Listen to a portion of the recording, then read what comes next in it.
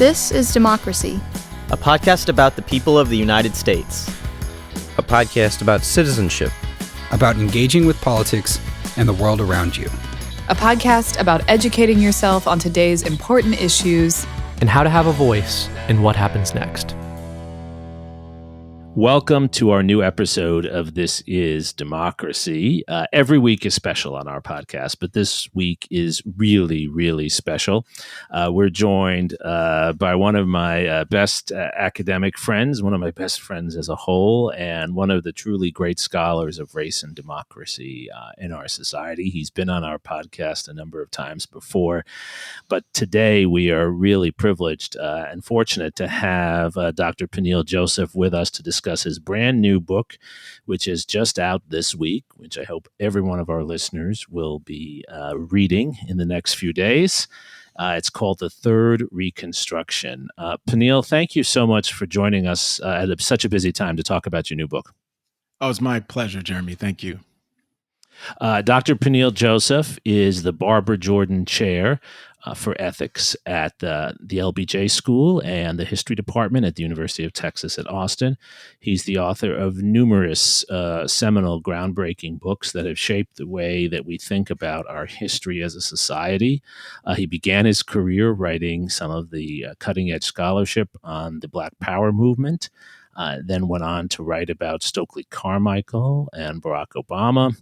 And now, of course, this really great book on the Third Reconstruction. I should also mention, I almost forgot, his wonderful and really groundbreaking book on Martin Luther King and Malcolm X as well, The Sword and the Shield. And now, as I said, we have the Third Reconstruction. Before we go to our discussion with Dr. Peniel Joseph, we have, of course, Zachary Suri's scene-setting poem. What's your poem titled today, Zachary? The Third Reconstruction. You're stealing his title. Come on, man. Shamelessly. Go ahead, Zachary. Let's hear it. The Third Reconstruction. The first time I ever saw a voting booth, I voted for a black man. My father let me check the box in the basement gymnasium of a high school in Madison. I stood on his feet, probably at 4 years old, as I maneuvered the pen over the seemingly interminable names. As they fed the ballot into the great machine, I watched the digits advance on the little screen and held my breath. The first time I ever heard the President of the United States, it was his voice on the radio. It was his face on the television screen. And when I first understood what it meant to be an American on a corduroy couch on January 20th, 2009, they were his words. The first time I ever saw my father cry, I was watching the same man from a pulpit in Charleston. I was hearing the same voice cry out the words of that ancient song. He was asking for grace. He was demanding our epiphany. He was saying that, in the end, they will always lose. And the first time I ever cried for a reason, it was his eulogy from another pulpit in Atlanta, singing the praises of John Lewis, a man I saw once in a giant auditorium from afar, just as, in the same auditorium, I saw that same man speaking to the stars, and though I never understood his words, though what he was trying to say was never really clear, it made all the difference in the world, even if, in the end, they do sometimes win. You're going to make me cry again, Zachary. What is your poem about? My poem is about how powerful it was for me as a young person born at the turn of the 21st century to grow up with a black man as president. How important and how transformative that was. And I think that's really the core of what we're talking about here in the Third Reconstruction. Absolutely, the promise and the peril of that. Indeed. Moment, right? So, Peniel, one of the things I love about your new book, and what's unique, I think, to this book from the rest of your oeuvre, is this book, you're really quite personal. You talk about your mom, and you talk about what Obama meant to you pretty early on in this book. Oh, absolutely. It was, as a fellow writer, the older we get, the more introspective we get. And we're also trying to flex different muscles. So I think putting in memoir and writing in a different way was really exciting. In addition to the historical and the political analysis, so I'm really excited about the book in that way. You have a really powerful statement. You have a lot of powerful statements in here, but one that jumped out at me pretty early on around page 23. You say, American history since the end of the Civil War has involved a struggle between Reconstructionists and Redemptionists for the nation's very soul. The contrasting approaches of these two perspectives have shaped the nation's entire history, not only on matters connected directly to race, but also in how Americans have defined citizenship, which is a key topic in your book, the national identity and democracy since 1865. What do you mean by that really powerful sentence? Well, no, thank you. I think it's like me and you have had these conversations for really 2 decades now, and I think the further you become a student of history, the past, the more it enables you to understand the present. So I think when we think about Barack Obama, and Zachary's great poem was just about Obama, but also people like John Lewis or Fannie Lou Hamer, and then we think about the movement for Black Lives, and then we think about Trump and MAGA and the Tea Partiers and the birther movements.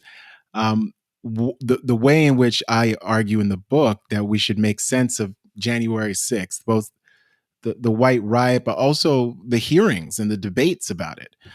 Justice Ketanji, Jackson. How do we make sense of all the things that are happening around us? And I think Reconstructionist versus Redemptionism is really what has framed American democracy from 1865 to the present. And I think there are times when redemptionists win and are winning that debate, and there are times when Reconstructionists are winning that debate. And I think Obama was so important, and I argue that he's the first hinge point for the third Reconstruction, because that you look at how that affected Zachary, how that affected all of us. It affected generations of people, both in the United States and globally, because it made people think that we could be a multiracial democracy for real. France doesn't have a Black prime minister. The UK doesn't seem like it'll ever get a Black prime minister or even a South Asian prime minister, whether they're conservative, whether they're Tories or liberals, right? It's a real big deal. And so I think that when we see and frame it Reconstructionist versus Redemptionist, we're able to say a lot about not just race, but about American democracy, big government versus small government, reproductive rights, gay marriage. And like you were alluding to, really citizenship and dignity. And how is that going to look, even in Austin, Texas, our own beloved Austin, Texas, or Madison, Wisconsin? Because even in liberal and progressive states and cities and paradigms, you have redemptionist inclinations that frame when we discuss school choice, or we discuss climate change and environmental racism, segregation, when we discuss political power or wealth and equity. So I think it gives us a good conceptual tool to understand why Charlottesville, but also why Obama, right? And Obama, in Richmond, Virginia, and how did that happen?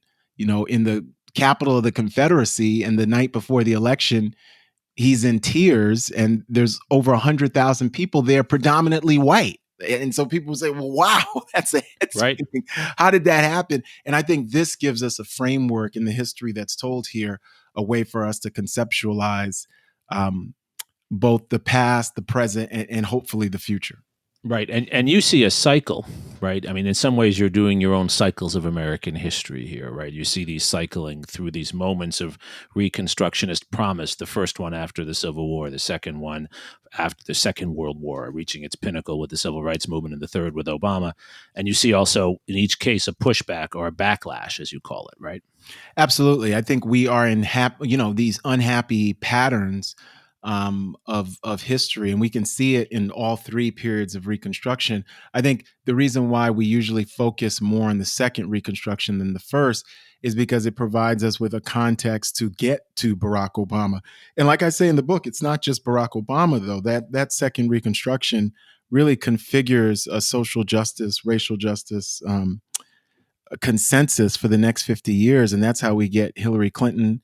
That's how we get John Ossoff. That's how we get really the most wealth and power and equity that people of color have ever had, and women, in the whole history of the republic. It's from 63 to 2013. When you look at our republic before then, you don't have as many people of color and women who are elected officials, who are business persons and entrepreneurs, who are successful, fabulously successful, who are able to create wealth, who are able to become leaders in so many different industries, not just acting and pop culture and sports, but in the sciences and at universities. I mean, me and you are examples of that. So I think that period is hugely, hugely important.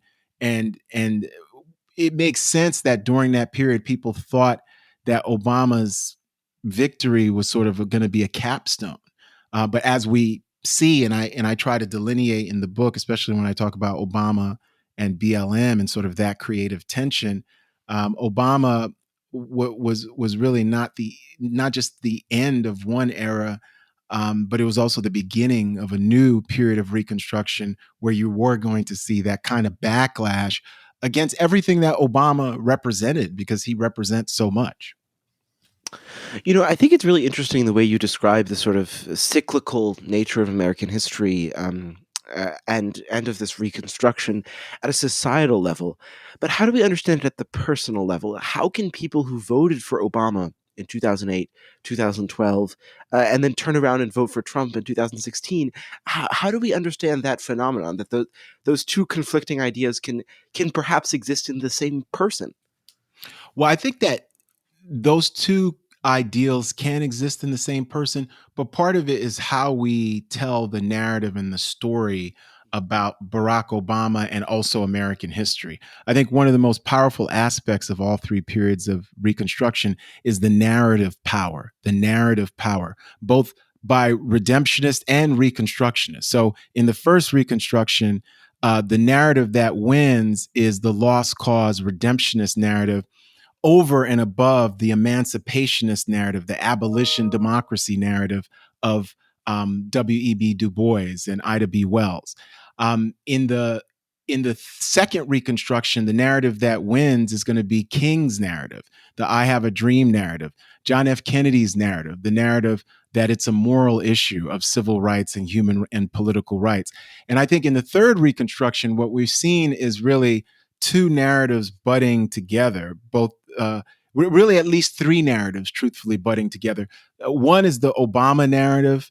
America is a place where all things are possible. Really what he reiterated to us, he iterated the first time at the 2004 Democratic National Convention, and then in 2008 throughout the whole campaign, 07, 08, but certainly in Grant Park in November 4th, 2008, where he's saying America is a place where all things are possible. And on some levels, he says his election proves it, but also just that multiracial crowd proves it. 40 years earlier, that place had been a site of real political catastrophe for the country and the Democratic Party when the Chicago police brutalized nonviolent, peaceful anti-war protesters. And those protesters shouted, "The whole world is watching." And they were really mocking the United States. They were mocking the notion of American democracy, because in certain ways, when we look at 1968 in Chicago, they were saying the whole world is watching, that American democracy is a sham. We are being beaten and brutalized, including there were grandmothers being beaten by the Chicago PD in the summer of 1968. You fast forward 40 years later, and it's a peaceful demonstration with really a couple of 100,000 people in Grant Park celebrating a president-elect who many thought was an impossible dream. That's really, really powerful. So that narrative seems to be winning. And then we see the birther narrative, the Tea Party narrative, and really the Trumpian MAGA narrative is really the first narrative, I would argue, since the Reconstruction era. So I think Trump and MAGA, the narrative is even more powerful than George Wallace. It's more powerful than Reaganism. It's more powerful than Goldwaterism, right? Because it goes back to that 19th century, that idea that Black success was going to repudiate white privilege and white supremacy and had to be stopped at all costs. So we are locked into this narrative war. And then BLM, Black Lives Matter, has another narrative. And their narrative is a narrative of really radical and revolutionary abolition democracy. And what Du Bois meant by abolition democracy was this idea of a world after slavery that was free of systems and institutions of punishment and marginalization and death and anti-Blackness. And that was going to be a multiracial democracy where all people were going to have, positive outcomes and aspirations and opportunities. And I think when we look at those different narratives, the 1619 Project versus the assaults on so-called critical race theory, we see how important the power of storytelling is. So I still think Barack Obama, hugely important. I admire him a whole lot. But what I show in the book, the narrative that Black Lives Matter was articulating was really equally important because it was a narrative of Black dignity from below, people who perhaps Barack and Michelle Obama never would have met in their lives, people who are incarcerated, people who are on the margins, people who are disabled mentally and physically, and that those people mattered, and that the president didn't understand their suffering at the level that the people who were experiencing it understood. And that's why I have a part in the book where in December of 2014, Obama has a meeting with Black Lives Matter activists in the White House, and they're going back on and forth on change.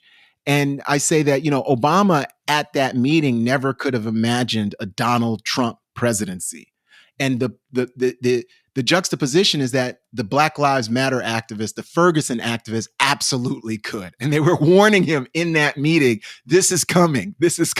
And he absolutely refused to believe it until 2020. One thing I show is that the optimism of 2004 and 2008 is replaced in 2020 with one of the darkest speeches Obama ever gives during COVID at the Democratic National Convention, which is, of course, on Zoom at that point because nobody can be there in person. And Obama says that, democracy is imperiled. This is the person who's absolutely the most optimistic leader of any race of his entire generation. He switches because he sees the coming storm that I think BLM had already witnessed. It's a part of your book that I think jumps out, and I have those pages marked up as I mark things up when I enjoy reading them. Right before that section, Peniel, you talk about Barack Obama as the first president to visit a federal prison, right? And I didn't know that, actually. So at some level, he is trying to reach out, right? And part of what I feel is underlying your argument in your book is that there's a certain desire to connect, but yet there's also an exceptionalist narrative that he carries, and perhaps a naivete about the pushback, the backlash. And your book is basically reminding us that every moment of progress seems to spark this backlash. What should Obama have been doing that he wasn't doing, but that he could have done if he had known the history you outlined so well here? One of the things I talk about in the book, and I think me and you agree with this, Jeremy, is that we need to move beyond American exceptionalism, but that doesn't mean we don't need a positive story of America, right? And I'll say that again. We need to move beyond American exceptionalism, but it does not mean we don't need a positive consensus building aspirational story of America. Martin Luther King Jr. called it building the beloved community.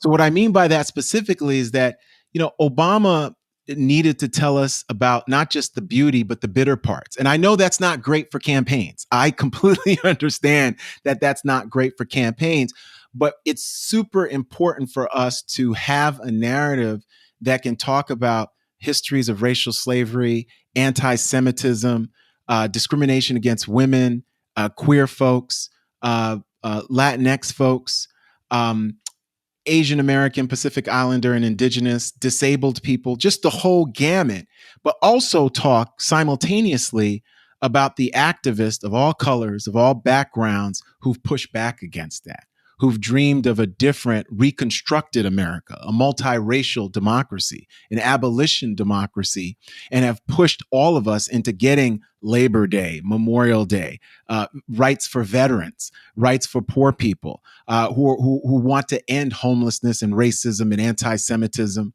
who really want to build that beloved community and make this country a shining city on the hill. So I think that story is what's so necessary. That's why I'm a supporter of the 1619 Project. I think, like anything, it can be criticized. Nothing is completely perfect, but I like the idea of this new origin story for American history that looks at the good, the bad, the ugly, but also the beautiful parts of American history. And once we provide people those parts of American history, it makes them stronger. It makes our democracy more stronger. It makes people more patriotic. It makes people love the country more once they understand all that we've been through. And it makes us try to change. James Baldwin says, to achieve our country for the first time. So Obama didn't give us all the benefit of the doubt. I think we're all stronger than politicians ever assume. I think we're smarter than politicians ever assume. I think we're more resilient and we have more empathy and compassion than politicians ever assume. So you could talk about the bad that happened during the first, second, and third Reconstructions. But like I do in this book, I also talk about the good and the promise and the potential. That's the whole thing. So what we have to say is that, yes, we can be the greatest country ever on the face of the earth. We're not quite there yet, but there's many people who've strived, right, to make us that golden, that shining city on the hill. And I think Obama starts to do that really starting in 2015, when he's not facing any elections. He starts to do more of that. A great speech on history at Selma, a great speech towards the NAACP about mass incarceration. He starts to knit together a much more humanistic story where he's more comfortable talking about the flaws of the country. Because if we just keep on talking about American exceptionalism, we can't explain the gun violence in the country, the racism, the police brutality by saying all we're doing is constantly perfecting our union. It's a bedtime story, but it doesn't mean we can't have this positive feeling and this love of country, but we have to love the country enough to criticize the country. Right. I agree 100%. I think that opens up another really important question that you raise so well in the book, which is, and it's an issue through each of the three reconstructions, how do you get people who have had power to feel comfortable sharing it with those who have not had power? And you make the point in the book very well that there's a through line, you call it, from Nixon to Reagan to Trump, of those who have had privilege, often racial privilege, but not exclusively. It can be economic privilege that's not always racial. Hoarding that privilege, not wanting to share it. How do you craft a narrative along the lines you just described that makes people comfortable sharing their privilege, Peniel? Yeah, I think that's the test and the challenge. And I think part of it is laying bare the most important parts of our history. I think you can see why, from a redemptionist perspective, there's been such an assault, not just on the Critical 19 Project, but calling any kind of effort to have a more complex, truthful American history, critical race theory, that is somehow anti-white and going to brainwash our kids. You could see that from a redemptionist perspective, because stories are really the most important part of all of this. And I know you agree. The stories we tell each other, the stories we tell our families, the way in which, I tell my daughter, you tell, Zach, it's so important, the stories we tell. So the 1619 Project and the way in which so many hundreds of thousands of teachers were using that and continue to, in certain states that are allowed to use it, that was important, because I think when you tell a deeper story of American history,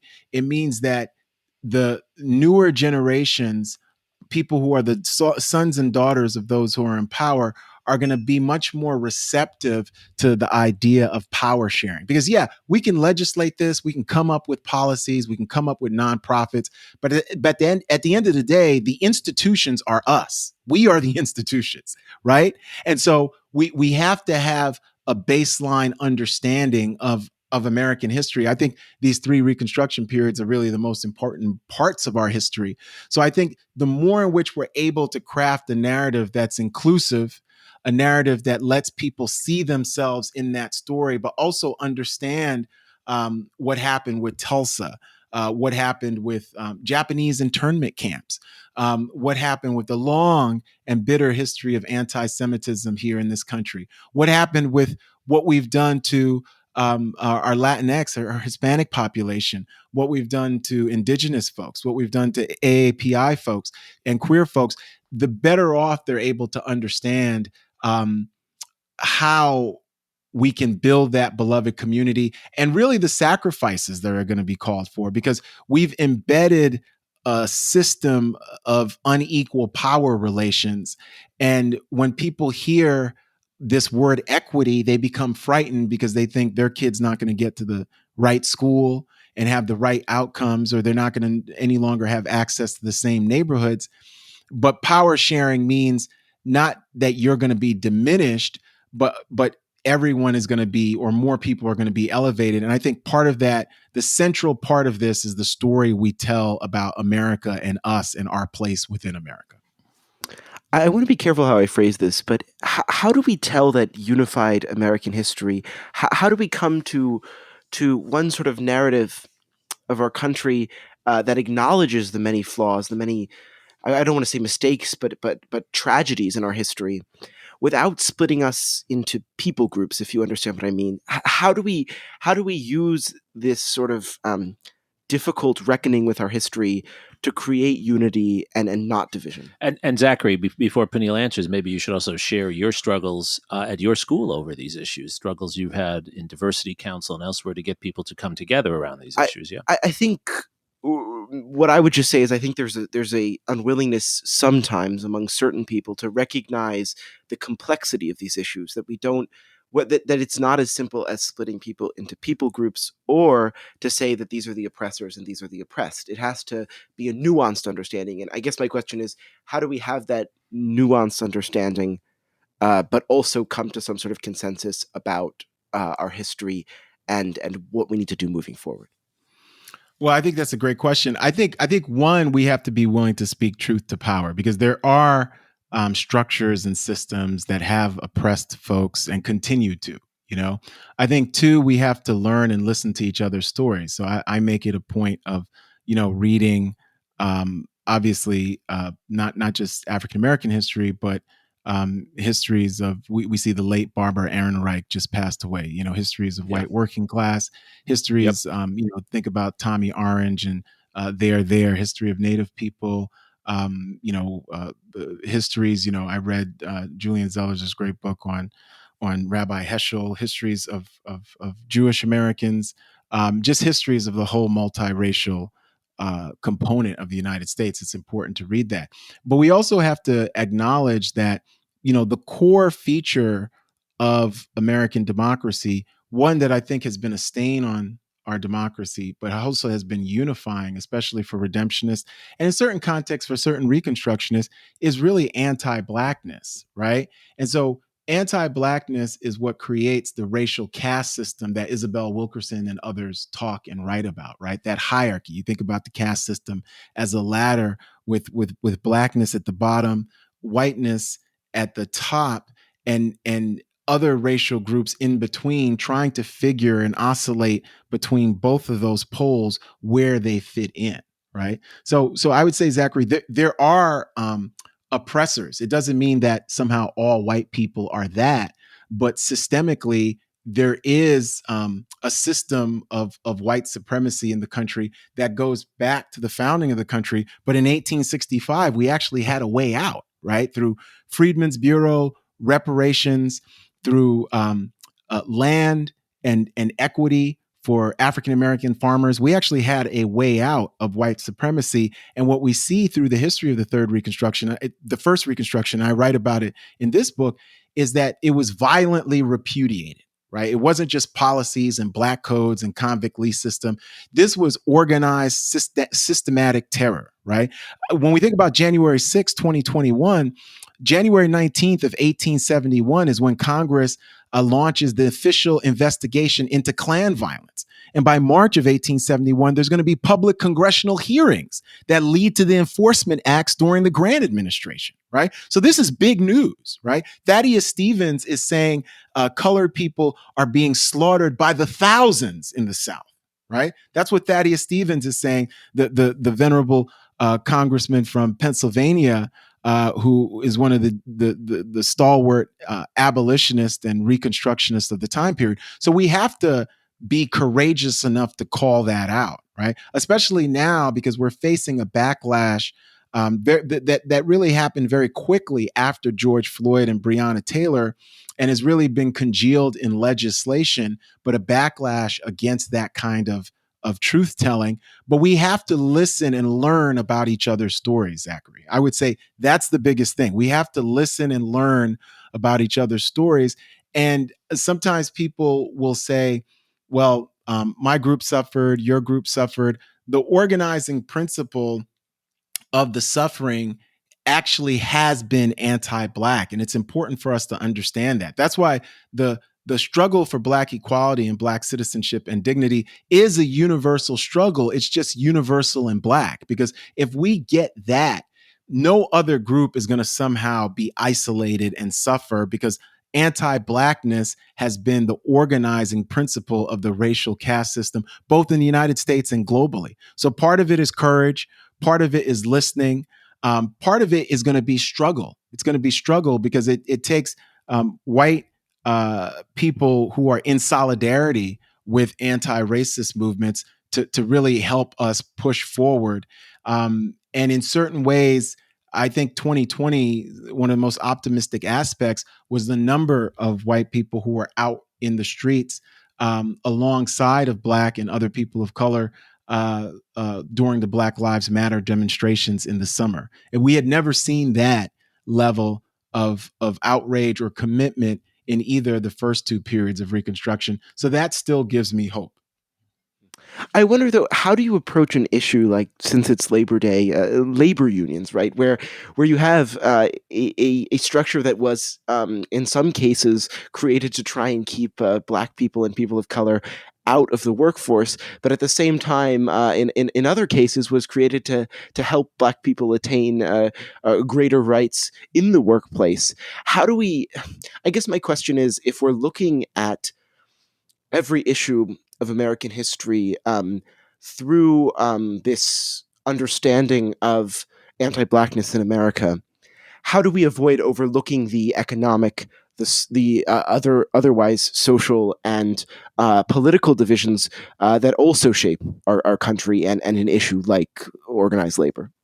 I think we look at it simultaneously. I think labor is a great example because I talk about SCIU 1199. My mom was part of a labor union for 40 years at Mount Sinai Hospital in New York City. So that's very near and dear. In a lot of ways, my politics were shaped by labor and labor movements and reading about labor movements. Labor is a complicated issue. On the one hand, when we think about labor movements, a lot of times we always leave out enslaved Black people as part of labor movements. And I think the work of Robin Kelly and Saidiya Hartman and other scholars have really gone a long way towards rectifying that. So we've got to think about labor capaciously. Then at the same time, we've got to be truthful about both labor that has been anti-racist, even in the 19th century. You think about the Wobblies, the International Workers of the World, versus the Knights of Labor. You think about the CIO versus the AFL, Congress of Industrial Organizations, versus the American Federation of Labor. You think about Eugene Debs' socialism versus Hubert Harrison's socialism. So we have to be very cognizant of the pitfalls of just saying, oh, we can have Black, white, unite, fight kind of slogans. But one thing I'll say, Zach, if when we think about contemporary labor, it's become much more multicultural and much more multiracial. Bus riders unions, justice for janitors. 1199 SCIU is the most multiracial union in the country. So we have to tell that complete story. The story of Black people forced to be so-called scabs because they weren't allowed in labor unions, but also the story of utilizing the United Auto Workers and the Detroit Dodge Revolutionary Union movement, DRUM, and the different revolutionary union movements coming out of Detroit, and Wildcat striking against the UAW so that Black folks could be foremen and have dignity on the shift line and on the worker line. So we have to tell that whole story. And I think telling that whole story now, when we think about labor and so many immigrant laborers, in terms of we've got 11 million undocumented in the country. So many of those are Spanish speakers, but there's also from West Africa, from the Caribbean. And how does that shape the labor movement, especially household labor? Most of us, me and your dad are Generation X. If we live long lives, we're going to have Caribbean and Spanish speaking home health aid workers, because unless you're somehow healthy until you're 100 years old, and you don't need anybody. I mean, maybe that could be your dad. He's going to be fine, right? I hope so. Most people, millions across the United States, are going to need them. So I would say this requires it requires courage, because you have to remember, Dr. King pissed people off. Right. Obama pissed people off.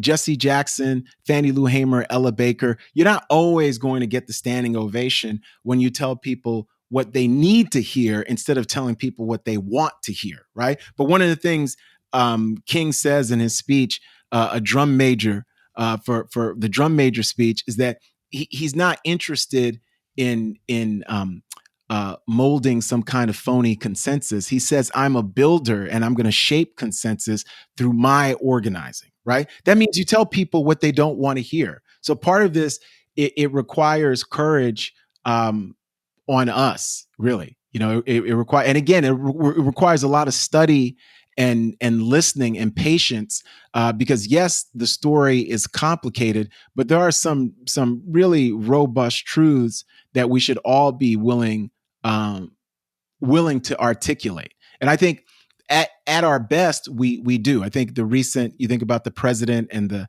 student loan forgiveness, and when people were pushing back, the White House was tweeting out all the PPE loans that conservatives had gotten from the government and not paid back, millions and millions of dollars, but they were upset over these $10,000 and $20,000 loan forgiveness. So we have to be ready to speak truth to power. And I think in certain ways, because of the times we live in, sometimes people think it's going to be easy. Like you saw George Floyd, you saw the millions of people in the streets, but that didn't translate into the policy at the federal level that a lot of people thought or assumed. So there's been no George Floyd Justice and Policing Act passed. There's been no For the People expansion of Voting Rights Act passed. There's been no John R. Lewis Voting Rights Act passed. So part of it is we have to be in it for the long haul, Zachary. We have to be in it for the long haul, because the backlash is right here. It's thick. It's among all of us, especially us. We live right here in Texas, even at the University of Texas. The backlash is here, and this is the point in our history where you can see it's a time for choosing and actually living up to your commitments and principles become the hardest thing to do in this time rather than in 2020 or 2008. It's easy in 2008. It's very easy to say you're on the right side of history. You got 69 million people backing you up. It's harder, right, when you're in that minority, that minority. And we have to, again, be principled enough to live up to our commitments at this point. So, Peniel, I want to close by quoting part of your conclusion, and then I want to ask you to reflect, if you would, for a few minutes at our closing on your mom, because I think she's sort of the the angel hovering over this book in many ways. And I've learned so much. I've known you for so long, but I've learned so much about you reading this book. And there's a wonderful photo of you and your mom, also a little tiny Peniel with his mom there. And I love that photo, by the way. Worth the price of the book just for that. But you write at the end beautifully, I believe that the struggle for Black dignity and citizenship can be achieved in our lifetime, but it must continue even if it takes several lifetimes. And then at the very end, you say, today, in the midst of another period of reconstruction, which you've described so well for us here, we have a grave political and moral choice to make. I choose hope. It seems to me a lot of that hope comes from your mom. And I'd like to close, if you're willing, just reflecting on her influence on your analysis and all that you've shared with us today. No, thank you, Jeremy. Yes, my mother, Jeremi and Joseph, 83 years young, still lives in Queens, New York. Really my biggest teacher and the most influential person on me, intellectually, politically, morally, the whole works. Haitian immigrant who came to the United States in 1965, worked at Mount Sinai Hospital for 40 years. I was on my first picket lines in elementary school, and really somebody who encouraged me and my older brother to read and to write and to think, but also to be active citizens. If you believed in something, she was fine with you going out and demonstrating that belief. Certainly, she wanted you to be careful, but to demonstrate that belief. And so she's been hugely important. The history of Haiti and the Haitian Revolution, which I discuss, and its connection to Black American history, the connection between Black feminism and these different social movements, but also just American politics and history. She's a big fan and reader of John F. Kennedy and Bobby Kennedy, alongside of Malcolm X and Martin Luther King Jr. Really loved reading books on not just the Haitian Revolution, but Theodore Roosevelt and the American presidents. I remember getting my first book on the American presidents and presidency in kindergarten with her from the local public library in Queens. And that was a book that we used to always check out, check back in, check out, check back in. And the final president there initially when we checked it out was Jimmy Carter. Wow. Jimmy Carter was the president. Reagan had not been elected yet. And so they had Jimmy Carter's 1977 and they had a dash. And I remember that book, right? And that's how I memorized the first, 39 presidents of the United States. So she's been my biggest champion, but also my biggest teacher. And she, again, throughout the book, I look at these different Black activists, a lot of them Black women like Ida B. Wells, Angela Davis, Tamika Mallory, but she's been my biggest example. And she does provide me a large measure of hope. And hope really is a discipline. It's a faith and it's a discipline and it's a belief. And it's a discipline based on our practice. I think sometimes people who don't feel hopeful are really not out there in the world trying to help and do good. I think the more you're out there in the world trying to help and do good, the more hopeful you feel, because you're not just reacting and sitting back on the couch and woe is meing it. You're actually rolling up your sleeves and getting into the arena. And it's important for us to do that. And I think my mom did that just through example of going to work every day, very, very long commute from Queens Village to East 92nd Street every day, sometimes 6 days a week, like I write. So it's really, our parents worked harder than us. And as you know that better than me, Jeremy. And, it's really important for us, all of us who are so privileged to be able to read and write and study, to remember that there were generations who absolutely worked harder than us, suffered more than us, right? And were more resilient than us. So the only thing we can do is try to match their courage and that resilience, because we have been given so much privilege in our lives, right? In our lives. We're never going to work as hard as they did. We're never going to have to go to another country, learn another language on the fly like they did. Right. Right? I mean, this is extraordinary. So they're the role model. So really, we have no right to complain personally. And I don't mean politically, but I mean personally. So the example that she set and the discipline that she exemplified is really something that lives within me to this day. And so the book is really dedicated to her and and these Black and really other women, all women who've shaped so many of us men who've been fortunate enough to be at the stool by their feet, just taking in their wisdom. Yep. Well, as you know, Peniel, in the Jewish faith, we have a phrase, "Lador vador," which means from generation to generation, and I think that captures your book so well. Your book is a mitzvah because it captures the importance of one generation teaching another, and we go through different periods of Reconstruction because sometimes we forget. And to remember and to learn the history and to keep building on that history and improving ourselves and pushing harder in creative and hopeful ways. I think your book is a chronicle, an analysis of that, but also an inspiration from your mom for us to do more of that. I encourage all of our listeners to pick up the book, The Third Reconstruction. It's now available in every bookshop. Go pick it up. Go find an independent bookstore to buy it from. Peniel, thank you for joining us today. Oh, thank you. Thanks to you and Zachary. Thanks for reading it. And I really enjoyed this conversation.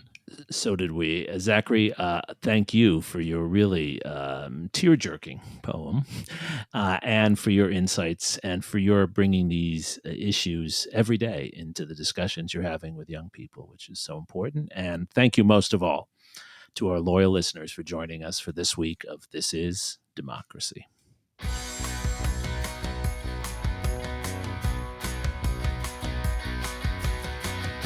This podcast is produced by the Liberal Arts ITS Development Studio and the College of Liberal Arts at the University of Texas at Austin. The music in this episode was written and recorded by Harris Codini. Stay tuned for a new episode every week. You can find This Is Democracy on Apple Podcasts, Spotify, and Stitcher. See you next time.